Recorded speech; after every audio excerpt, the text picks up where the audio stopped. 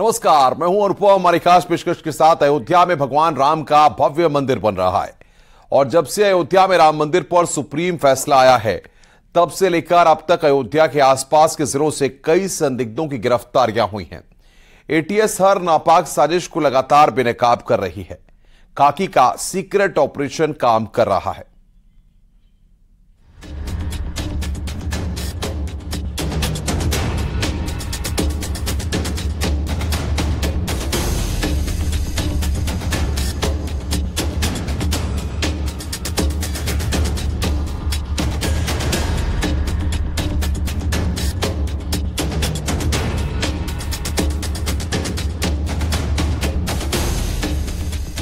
अयोध्या में बन रहे राम मंदिर का जनवरी 2024 में भव्य श्री गणेश होना है। राम मंदिर का शिलान्यास करने वाले प्रधानमंत्री नरेंद्र मोदी खुद इस समारोह का हिस्सा बनेंगे। प्रधानमंत्री नरेंद्र मोदी सहित देश की कई नामचीन हस्तियां इस दिव्य समारोह में शामिल होंगी। इसको ध्यान में रखते हुए सुरक्षा एजेंसियां अलर्ट मोड पर हैं। इस बीच अयोध्या के आसपास के 7 जिलों से बीते कई दिनों में पाकिस्तान की खुफिया एजेंसी ISI की एजेंट, आतंकी और स्लीपर सेल के 15 सदस्यों की गिरफ्तारियों ने सुरक्षा एजेंसियों की चिंता बढ़ा दी है। अयोध्या के चप्पे चप्पे पर जवानों की तैनाती है। सुरक्षा के लिहाज से 4000 से ज्यादा कैमरे लगाए गए हैं। यही नहीं, अयोध्या के आसपास के जिलों में ATS की कार्रवाई लगातार जारी है। आपको याद होगा 9 नवंबर 2019 को सुप्रीम कोर्ट ने श्री राम जन्मभूमि के पक्ष में फैसला सुनाया था। इसके बाद से ही अयोध्या पर आतंकियों की नापाक नजरें गड़ी हुई हैं, लेकिन ATS ने भी सबका चुन चुन कर हिसाब किया है।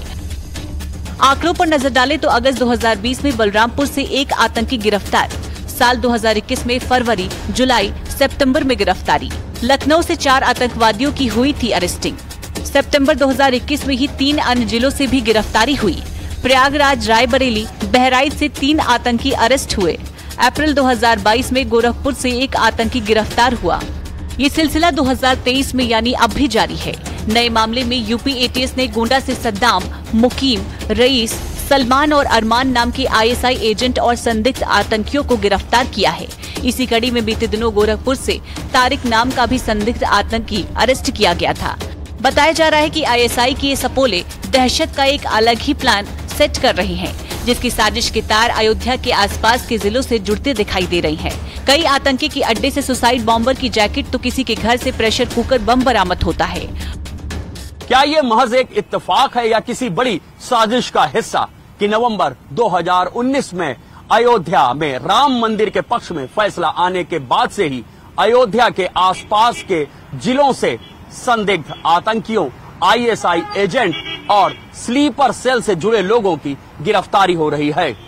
मिन्हास, मसरुद्दीन से लेकर मुकीम तक की गिरफ्तारी हुई है। प्रेशर कुकर बम से लेकर पिस्टल और कारतूस बरामद हुए हैं। क्या ISI अयोध्या के आसपास कोई नया ताना बाना बुन रही है? गुरुवार को STF ने शामली से एक और संदिग्ध आतंकी कलीम को भी अपने शिकंजे में लिया है। पकड़े गए संदिग्ध आतंकी कलीम को लेकर खुलासा हुआ है कि वो ISI के इशारे पर यूपी में दंगे कराने की साजिश रच रहा था। कुछ दिन पहले ही पाकिस्तान से भारत लौटा था। बताया जा रहा है कि कलीम पाकिस्तान में ISI के ऑपरेटिव आतंकी दिलशाद उर्फ मिर्जा उर्फ शेख खालिद के संपर्क में आया था। इस तरह आतंकियों की लगातार गिरफ्तारी से शक गहरा गया है। यूपी STF ने अपनी शुरुआती छानबीन में ये साफ कर दिया था कि अयोध्या पर आए फैसले के बाद आतंकियों को बाबरी मस्जिद के नाम पर भड़काया गया था। साल 2020 में बलरामपुर से गिरफ्तार आतंकी की बात हो या फिर साल 2021 में लखनऊ से गिरफ्तार आतंकियों की, सभी स्लीपर सेल की तरह ट्रेंड किए गए थे और मिशन मिलने पर ही सक्रिय होने वाले थे। अगस्त 2020 में अयोध्या के पास के जिले बलरामपुर से ही केंद्रीय एजेंसियां एक संदिग्ध आतंकी को गिरफ्तार करती हैं। उसके घर से सुसाइड बॉम्बर की जैकेट, बम बनाने का सामान और सर्किट बरामद होता है। 1 साल बाद ही जुलाई 2021 में राजधानी लखनऊ से मिन्हास और मसरुद्दीन की गिरफ्तारी होती है। मिन्हास के घर से प्रेशर कुकर, बम बरामद होता है। ATS की जांच में आगे साफ होता है कि मिन्हास, मसरुद्दीन और उनके मॉड्यूल से जुड़े हुए लोगों ने उत्तर प्रदेश के कई धार्मिक स्थलों की रेकी कर रखी थी। आतंकियों की गिरफ्तारी का यह सिलसिला लगातार जारी है, लेकिन साल 2023 में आतंकी सद्दाम शेख की गिरफ्तारी ने आतंक के एक नई मॉड्यूल का खुलासा किया। बताते हैं कि सद्दाम शेख का अलकायदा, हिजबुल मुजाहिदीन और अंसार गजवातुल हिंद से कनेक्शन था। यूपी एसटीएफ ने सद्दाम को बीती 2 जुलाई को लखनऊ से गिरफ्तार किया और इसी दिन उसके साथी रिजवान को जम्मू कश्मीर से अरेस्ट किया गया था। बताया गया था कि सद्दाम को बाबरी मस्जिद की दहशत के नाम पर भड़काया गया था और बाबरी मस्जिद गिरने का बदला लेने के लिए उसे ट्रेंड किया गया था। इस बीच सद्दाम लगातार सोशल मीडिया पर जिहादी कंटेंट पोस्ट करता रहा। एटीएस ने सद्दाम की छानबीन की तो पाकिस्तान से उसके लिंक मिले। सद्दाम की निशानदेही पर ही गोंडा से बाकी और आतंकियों की गिरफ्तारी हुई, जिसमें सबसे पहले एटीएस की पकड़ में रईस आया और फिर एक एक करके और आतंकी पकड़े गए। संदिग्ध आतंकियों की गिरफ्तारी का ये सिलसिला थमता नहीं है। प्रयागराज, रायबरेली, बहराइच से भी संदिग्ध आतंकियों और स्लीपर सेल से जुड़े हुए लोगों की गिरफ्तारी होती है और 2023 में एक नए मॉड्यूल का भंडाफोड़ होता है। गोंडा का रहने वाला सद्दाम शेख गिरफ्तार होता है, जो बंगलुरु की एक कंपनी में ट्रॉलर चला रहा था। लोन वुल्फ अटैक की पूरी तैयारी कर चुका था सद्दाम शेख। सद्दाम शेख से आगे पूछताछ होती है तो एक नए मॉड्यूल का भंडाफोड़ होता है, जिसमें मुकीम, रईस, अरमान, सलमान शामिल हैं। ये सभी लोग बड़ी आतंकी वारदात को अंजाम देने की तैयारी कर चुके थे। तो वहीं अहमद रजा गिरफ्तार होता है मुरादाबाद से और उसके ठिकाने से एक पिस्टल और 6 कारतूस बरामद होते हैं।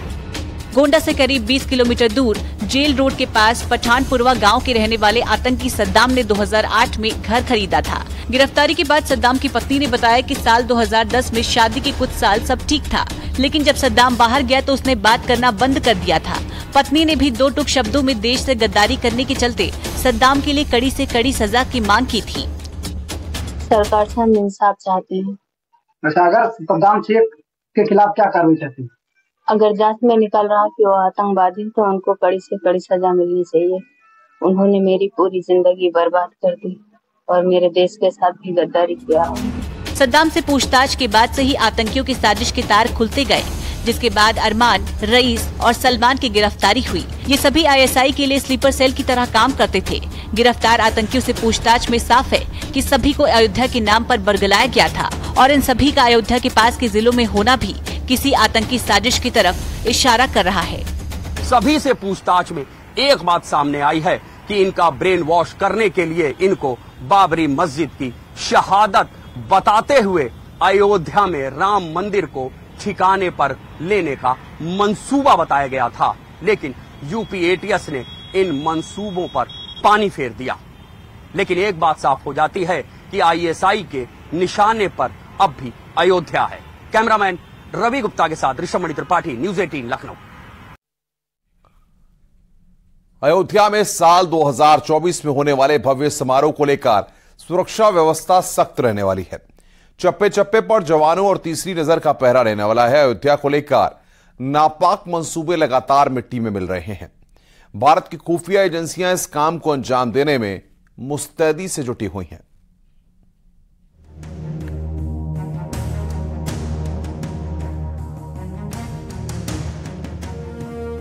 अयोध्या पर साल 2005 में भी एक आतंकी हमला हुआ था। तब 3 आतंकियों को सुरक्षा बलों ने मार गिराया था। इस आतंकी हमले में 4 लोगों को गिरफ्तार भी किया गया था। जांच में भी सामने आया था कि ये आतंकी नेपाल के रास्ते अयोध्या के पड़ोसी जिले अंबेडकर नगर पहुंचे थे और वहीं रहकर अयोध्या की रेकी करते थे। वैसे तो विवादित ढांचे के विध्वंस के बाद से अयोध्या में यूपी के बाकी जिलों के मुकाबले सुरक्षा व्यवस्था सख्त रहती है। आतंकी संगठनों के निशाने पर भले ही अयोध्या हो, वो आसपास के जिलों गोंडा, बलरामपुर, बहराइच, बाराबंकी, गोरखपुर और अंबेडकर नगर में घुसपैठ कर रहे हैं। आतंकी संगठनों के स्लीपर सेल यहाँ रह रहे हैं। साल 2019 में अयोध्या पर सुप्रीम कोर्ट के फैसले के बाद से लगातार अयोध्या के आसपास के जिले से आईएसआई एजेंट मिल रहे हैं। ऐसे में सवाल उठना लाजमी है कि कहीं कोई बड़ी साजिश तो नहीं रची जा रही। हालांकि यूपी के special DG law and order Prashant Kumar ऐसी किसी भी संभावना से इनकार करते हुए नजर आ रहे हैं कि ज्यादा से ज्यादा टेक्नोलॉजी का इस्तेमाल करके हम लोग अपनी कैपेसिटी को और अपनी डिलीवरी को और अपनी कार्य क्षमता को बढ़ा रहे हैं उसी का यह स्पष्ट परिणाम है। इस तरह के कोई एरिया स्पेसिफिक ट्रेंड नहीं है।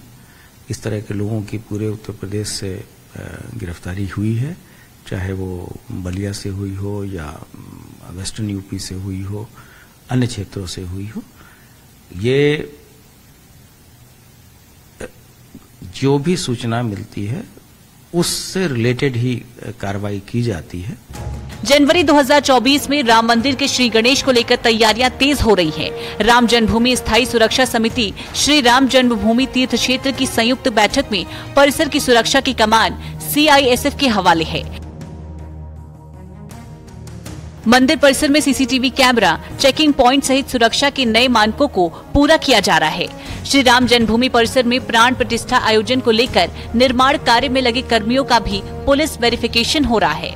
राम जन्मभूमि परिसर के आसपास रहने वाले लोगों की भी पुलिस वेरिफिकेशन और उनकी डिटेल निकाली जा रही है। 2024 में रामलला के प्राण प्रतिष्ठा महोत्सव को लेकर रामनगरी अभेद किले में जानी और पहचानी जाएगी। तो रामनगरी की सुरक्षा जल थल नभ से की जाएगी। इतना ही नहीं, भगवान रामलला के जन्मस्थली के आसपास के क्षेत्र में रह रहे लोगों के वेरिफिकेशन की तैयारी भी की जा रही है। भगवान राम लला के मंदिर के आसपास स्थित सभी मठ मंदिर और आवासीय घरों में प्रत्येक व्यक्ति का वेरिफिकेशन किया जाएगा। रामलला की प्राण प्रतिष्ठा कार्यक्रम को लेकर अनुमान है कि उस समय अयोध्या में लाखों श्रद्धालु और पर्यटकों की भीड़ पहुंचेगी। उनकी सुरक्षा और भीड़ प्रबंधन को लेकर हाईटेक सुरक्षा प्लान तैयार किया जा रहा है। भीड़ की सुरक्षा के मद्देनजर धार्मिक नगरी के लिए ऑपरेशन दृष्टि नाम से हाईटेक सुरक्षा कवच तैयार किया जा रहा है, जिसे मंदिर में प्राण प्रतिष्ठा कार्यक्रम में पहले लागू कर दिया जाएगा।